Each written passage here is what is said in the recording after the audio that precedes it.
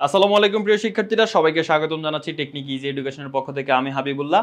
আজকে আমরা আলোচনা করব নবম দশম শ্রেণীর গণিত বইয়ের সপ্তম অধ্যায়ের এমসিকিউ নিয়ে। আমরা 3টা টাইপে এমসিকিউ শেষ করে ফেলেছি, আরও 2টা টাইপ আছে। আজকের ভিডিওতে আমরা চতুর্থ টাইপ নিয়ে আলোচনা করব। আর প্রশ্নগুলো আমরা সমাধান করছি আমাদের এমসিকিউ বই থেকে, আমাদের সকল বিষয়ের এমসিকিউ যে বইটা আছে সেই বই থেকে। আশা করি সবাই সংগ্রহ করে ফেলেছো, যারা সংগ্রহ করো নাই দ্রুত সংগ্রহ করে ফেলো। তো এখানে আমাদের 21 নম্বরে যে প্রশ্নটা আছে একটু যদি খেয়াল করি আমরা, শুধু পরিসীমা দেওয়া থাকলে নিচের কোনটি আঁকা সম্ভব।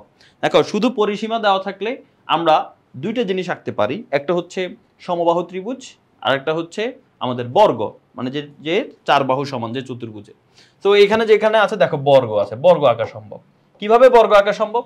দেখো, পরিসীমাকে 4 দিয়ে যদি আমরা ভাগ করি, পরিসীমাকে যদি আমরা 4 দিয়ে ভাগ করি তাহলে এক বাহু পেয়ে যায়, বর্গের এক বাহু পেয়ে যায়। ঠিক আছে, তো সেই ক্ষেত্রে বর্গই আঁকা সম্ভব। তো মনে রাখবা, শুধুমাত্র পরিসীমা দেওয়া থাকলে সমবাহু ত্রিভুজ আঁকা সম্ভব অথবা বর্গ আঁকা সম্ভব। এখানে সমবাহু ত্রিভুজ নাই, এখানে বর্গ আছে, বর্গ আঁকা সম্ভব। আচ্ছা, একটি কর্ণের দৈর্ঘ্য দেওয়া থাকলে নিচের কোনটি আঁকা সম্ভব? একটি কর্ণের দৈর্ঘ্য। দেখো, একটি কর্ণের দৈর্ঘ্য, একটি বললে সেটা কি হবে? কর্ণ, যেহেতু কর্ণ, বর্গ আঁকা সম্ভব। ঠিক আছে, কারণ রম্বসের ক্ষেত্রে একটি কর্ণ দিয়ে সম্ভব না, দুইটা কর্ণ। রম্বস আঁকতে গেলে দুইটা জিনিস প্রয়োজন পড়বেই, কিন্তু বর্গ আঁকতে গেলে আমাদের একটা কর্ণ দিয়ে কিন্তু বর্গ আঁকা সম্ভব। ওকে, হ্যাঁ, অনেকের মনে প্রশ্ন আসতে পারে যে ভাই একটা কর্ণ দিয়ে বর্গ কিভাবে আঁকে। ঠিক আছে, দেখো তুমি যদি নর্মালি একটা জিনিস চিন্তা করো, এই যে দেখো এই একটা বর্গের এই যে একটা কর্ণ যদি হয়, তাহলে এখন বলো তো এই কর্ণটা আসলে কত ডিগ্রি কোণে থাকে? 45 ডিগ্রি কোণে থাকে। কত ডিগ্রি কোণে থাকে? 45 ডিগ্রি। দেখো, এই যে বর্গের সাথে এক বাহু, এই কর্ণের সাথে বর্গের এক বাহু কিন্তু 45 ডিগ্রি কোণে থাকে। কেন? কারণ পুরোটা তো 90, বর্গের 4 বাহুই তো 90 90 করে। তার মানে এখন এর কর্ণ কিন্তু সমান 2 ভাগে ভাগ করে এই কোণটাকে। 90কে 2 ভাগে ভাগ করলে এটা কিন্তু 45। এটা কিন্তু কি 45। তার মানে তুমি এই যে কর্ণটা মনে করো প্রথমে আঁকলা, এরপরে তুমি এখানে কিন্তু 45 ডিগ্রি কোণ আঁকবে। এই যে 45 ডিগ্রি কোণ আঁকছো, সেম ভাবে এই কর্ণে এখানেও তো 45 ডিগ্রি কোণ, এখানেও তুমি একটা 45, 90 অর্ধেক করে 45 আঁকলা। আবার এখানে দেখো নিচের অংশটা কি 45, তাহলে এখানেও তুমি 45 ডিগ্রি আঁকবা, এখানেও তুমি 45 ডিগ্রি আঁকবা। তাহলে এই যে দেখছো, এটা একটা কিন্তু বর্গ হয়ে গেল শুধুমাত্র একটা কর্ণ দিয়ে। যাই হোক, অনেক কথা বলে ফেলেছি, আশা করি বুঝতে পেরেছো যে কর্ণের দৈর্ঘ্য দেওয়া থাকলে বর্গ অঙ্কন করা সম্ভব। পরিসীমা ও একটি কোণ দেওয়া থাকলে কি হবে? দেখো, শুধু পরিসীমা দিলেই আমরা বর্গ আঁকতে পারি, কিন্তু এখন পরিসীমার সাথে যদি একটা কোণ দিয়ে দেয় তাহলে আমরা কি আঁকতে পারি? পরিসীমার সাথে যদি একটা কোণ দিয়ে দেয় সাথে যুক্ত করে, তাহলে সেই ক্ষেত্রে আমরা আঁকতে পারি হচ্ছে রম্বস। পরিসীমা ও একটি কোণ বা পরিসীমা ও একটি কর্ণ। এখন আসলে নর্মালি তুমি মনে রাখবা, রম্বস আঁকতে গেলে তুমি যে যে বিষয়গুলো তোমার লাগবে, যে এক বাহু এক কোণ, তাহলে রম্বস আঁকা সম্ভব। অথবা এক বাহু আর এক কর্ণ, অথবা দুই কর্ণ। এই 3টা জিনিস দিয়ে হচ্ছে রম্বস আঁকা সম্ভব। তুমি বলতে পারো ভাই এখানে এই 3টার কোনোটার মধ্যেই তো 23 নম্বরটা পড়ে না।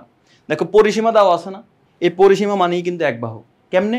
রম্বসেরও তো 4 বাহু সমান, সেই জন্য পরিসীমাকে 4 দিয়ে ভাগ করলে রম্বসের এক বাহু পাওয়া যায়। তার মানে পরিসীমা দেওয়া যে কথা, এক বাহু দেওয়া একই কথা। ওই পরিসীমাকে 4 দিয়ে ভাগ করলে এক বাহু পেয়ে যাবো। তো এক বাহু তাহলে পাইছি, পরিসীমা মানে এক বাহু আর একটা কোণ, তার মানে প্রথম ক্রাইটেরিয়ার মধ্যেই পড়ে, তো রম্বস আঁকা যাবে। ঠিক আছে, তো 24 নম্বরেও আমাদের বলা হচ্ছে দুইটা কর্ণের দৈর্ঘ্য দেওয়া থাকলে নিচের কোনটি আঁকা সম্ভব। দেখো, আমি একটু আগে বলেছি যে দুইটা কর্ণ দেওয়া থাকলেও রম্বস আঁকা সম্ভব। ইয়েস, দুইটা কর্ণ যদি দেওয়া থাকে তাহলে রম্বস আঁকা সম্ভব। তার মানে 24-এর অ্যান্সার হচ্ছে খ। কিভাবে? দেখো, রম্বসের দুইটা কর্ণ, একটা কর্ণ বড় হয়, একটা কর্ণ ছোট হয়। আর আমরা একটা জিনিস জানি যে রম্বসের একটা কর্ণ বড় আর ছোট হয়, ঠিক আছে, কিন্তু রম্বসটা যে বিন্দুতে ছেদ করে সেই কারণে রম্বসের যে দুইটা কর্ণ তারা সমান 2 ভাগে ছেদ হয়। অর্থাৎ এইটা আর এটা, দেখছো এটাকে এটার একদম মাঝখানের বিন্দুতে ছেদ হবে, এইটার একদম মাঝখানের বিন্দুতে ছেদ হবে। আর প্রত্যেকটা কোণের মান হবে 90 ডিগ্রি। রম্বসের কর্ণদ্বয় পরস্পরকে সমকোণে বিভক্ত করে, তার মানে 90 ডিগ্রি হবে। তা আমাদের কাছে যদি দুইটা কর্ণ দেওয়া থাকে, আমরা তাদেরকে আগে অর্ধেক করে নিব। ঠিক আছে, অর্ধেক করে নেওয়ার পরে প্রথমে আমরা এই অর্ধেকের সমান করে একটা রেখা নিব। এরপরে মনে করো এই যে এই রেখাটা আমি অঙ্কন করলাম, এবার আমি কি 90 ডিগ্রি দিয়ে আরেকটা রেখা অঙ্কন করব। তা আমি এখন যে কাজটা করব সেটা হচ্ছে এই যে এই জায়গায় একটা 90 ডিগ্রি কোণ অঙ্কন করব। আমরা জানি 90 ডিগ্রি কোণ কিভাবে অঙ্কন করে, সেভাবে 90 ডিগ্রি কোণ অঙ্কন করব। এবার এই 90 ডিগ্রি কোণ অঙ্কন করার পরে বাকি যে অর্ধেকটা আছে সেই অর্ধেকের সমান করে এটা কেটে নিব।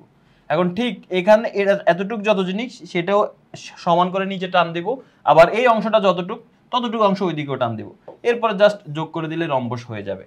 তো এটা আমি একটু দেখাই দিলাম, বাট তোমার মাথায় থাকলে হবে যে দুইটা কর্ণ দেওয়া থাকলে রম্বস আঁকা সম্ভব, অথবা এক বাহু এক কর্ণ দেওয়া থাকলেও রম্বস আঁকা সম্ভব, অথবা এক বাহু এক কোণ দেওয়া থাকলেও রম্বস আঁকা সম্ভব, অথবা এক বাহুর জায়গায় যদি শুধু পরিসীমা বলে তাইলেও সম্ভব, মানে পরিসীমা এক কোণ, পরিসীমা এক কর্ণ, তাও কিন্তু সম্ভব। তো আশা করি বুঝতে পেরেছো কিভাবে অঙ্কন করা যায়। 25 নাম্বার বলছে নিচের কোন তথ্য দেওয়া থাকলে রম্বস অঙ্কন করা সম্ভব। একই জিনিস 25 নাম্বার, একটি কর্ণ ও একটি বাহুর দৈর্ঘ্য। এই যে দেখো এই আমাদের দ্বিতীয় অপশনটা আর কি।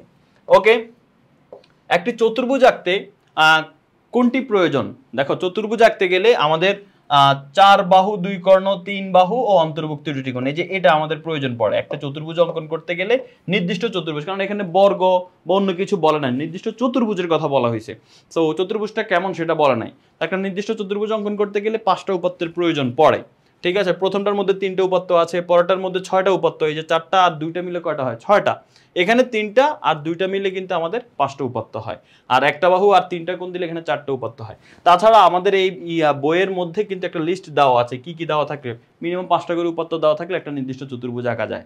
যদি তোমাকে বলে যে বর্গ আঁকতে গেলে, আয়ত আঁকতে গেলে, তখন সেটা আলাদা হিসাব। যদি শুধু চতুর্ভুজের কথা বলে সেক্ষেত্রে মিনিমাম 5টা উপাত্ত লাগবে। এই যে দেখো 4 বাহু 1 কোণ, 5টা উপাত্ত কিন্তু এখানে। সো যে কোনো একটা অপশন যদি দেওয়া থাকে সেটাই অ্যান্সার হবে। তো আমাদের এখানে অপশনে ছিল 3 বাহু আর 2 কোণ, সেটাই হচ্ছে আমাদের অ্যান্সার। সো 3 বাহু আর 2 কোণ, এই যে গ নাম্বারটা, সেটাই হচ্ছে আমাদের উত্তর হবে। শুধুমাত্র 2টি বাহুর দৈর্ঘ্য দেওয়া থাকলে কি আঁকা সম্ভব? দেখো যদি শুধুমাত্র 2টা বাহুর দৈর্ঘ্য দেওয়া থাকে তাহলে সেই ক্ষেত্রে আমরা আয়তক্ষেত্র অঙ্কন করতে পারি। কারণ আয়তক্ষেত্র যদি আমরা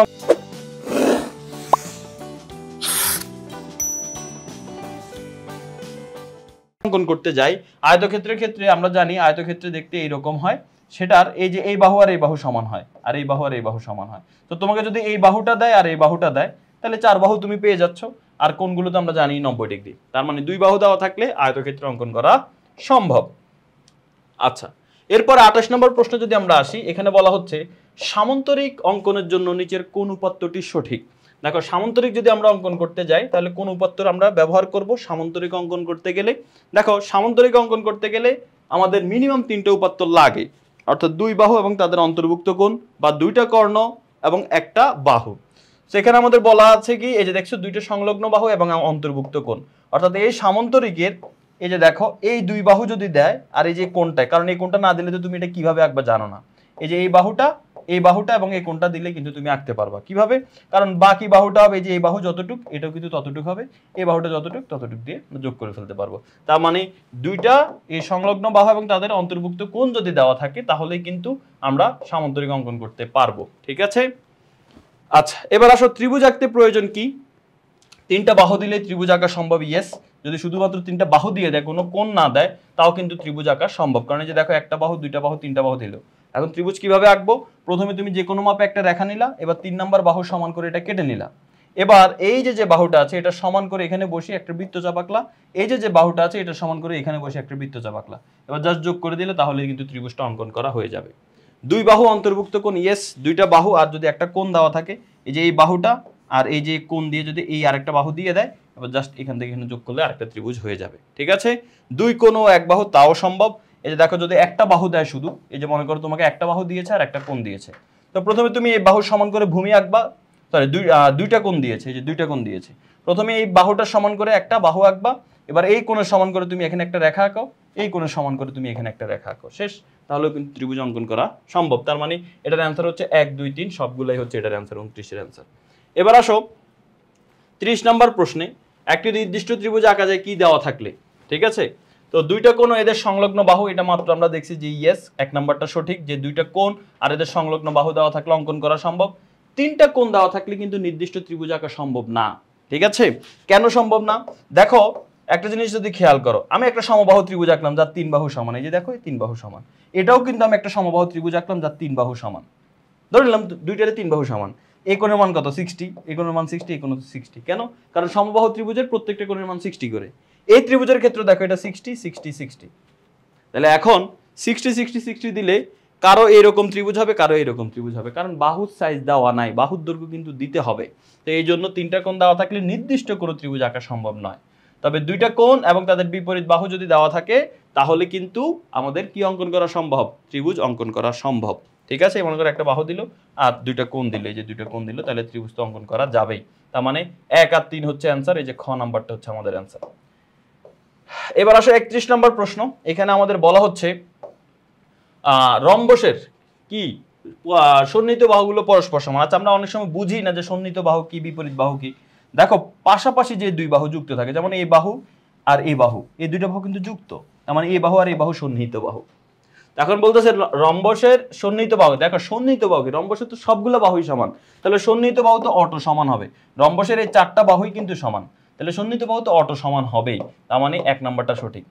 সন্নিহিত কোণগুলো পরস্পর সম্পূরক, ইয়েস এটা সঠিক। সম্পূরক মানে কি, দুইটা কোণের যোগফল যদি 180 হয় তাহলে তাদেরকে একটা আরেকটা সম্পূরক বলে। এখন এই কোণটার সন্নিহিত কোণ কোনটা বলো তো? এই কোণটার পাশে যে কোণ থাকবে সেটা সন্নিহিত কোণ। যেমন এই কোণটার বিপরীত দিকে এই কোণ আছে, এটা কিন্তু সন্নিহিত কোণ না, এটাকে বলে বিপরীত কোণ। সন্নিহিত কোণ কোনটা? এই দেখো এই কোণটার সাথে যে কোণটা আছে এটা হচ্ছে সন্নিহিত কোণ। এই দুইটা যোগ করলে 180 হয়, তার মানে এই দুইটা সম্পূরক কোণ। অথবা এই কোণটার সন্নিহিত কোণ কোনটা? এই যে এইটা, এই দুটো যোগ করলে 180 হবে, এটার এটা যোগ করলে 180 হবে, এটা সম্পূরক কোণ, এই দুটো সম্পূরক কোণ। অথবা এইটা সন্নিহিত কোণ কোনটা? এইটা, এই দুটো যোগ করলে 180 হবে। রম্বসের যে কোনো সন্নিহিত কোণ দুইটা যোগ করলে সম্পূরক মানে 180 ডিগ্রি হবে, তার মানে এটা সঠিক। কর্ণদ্বয় পরস্পরকে সমকোণে সমদ্বিখণ্ডিত করে, এটা তো আমি একটু আগেও বলেছিলাম। রম্বসের এই যে এই কর্ণ আর এই কর্ণ, এরা 90 ডিগ্রি, সবগুলা কোণ এখানে 90 ডিগ্রি সমকোণে বিভক্ত করে এবং সমদ্বিখণ্ডিত সমান 2 খণ্ডে ভাগ করে। এই কর্ণকে এই বিন্দুটা সমান 2 খণ্ডে ভাগ করবে, এই কর্ণটাকে এই বিন্দুটা সমান 2 খণ্ডে ভাগ করবে, তার মানে সমদ্বিখণ্ডিত করে সমকোণে বিভক্ত করে, তার মানে কর্ণদ্বয় পরস্পরকে সমকোণে সমদ্বিখণ্ডিত করে। এটাও রাইট অ্যান্সার, 1 2 3 সবগুলোই সম্ভব। পরবর্তী প্রশ্ন, একটি রম্বস আঁকা যাবে কি দেওয়া থাকলে? একটু আগেও কিন্তু আমরা এগুলো নিয়ে আলোচনা করছিলাম। এক বাহুর দৈর্ঘ্য দেওয়া থাকলে আঁকা সম্ভব নয়, এক বাহুর দৈর্ঘ্য দিয়ে কিন্তু রম্বস আঁকা সম্ভব নয়। এক বাহু এক কর্ণ, ইয়েস এটা সম্ভব। এক বাহু একটি কোণ, এগুলো আমি ডিটেইলে একটু আগে দেখাইছি, তার মানে অ্যান্সার হচ্ছে 2 3, এই যে গ নাম্বারটা হচ্ছে অ্যান্সার। একটি বাহুর দৈর্ঘ্য দেওয়া থাকলে কি আঁকা সম্ভব? একটি বাহুর দৈর্ঘ্য দেওয়া থাকলে সমবাহু ত্রিভুজ, যেটাকে সুষম ত্রিভুজও বলে। তো সমবাহু ত্রিভুজ আঁকা সম্ভব, বর্গ আঁকা সম্ভব, কিন্তু রম্বস আঁকা সম্ভব নয়। রম্বসের যদিও 4 বাহু সমান কিন্তু কোণগুলো আলাদা, এই জন্য কোণ লাগে অথবা কর্ণ লাগে, সেই জন্য রম্বস হবে অ্যান্সার। অ্যান্সার হচ্ছে 1 ও 2। আমাদের 4 নাম্বার টাইপটা সমাধান হয়ে গিয়েছে, আশা করি তোমরা সবাই বুঝতে পেরেছো।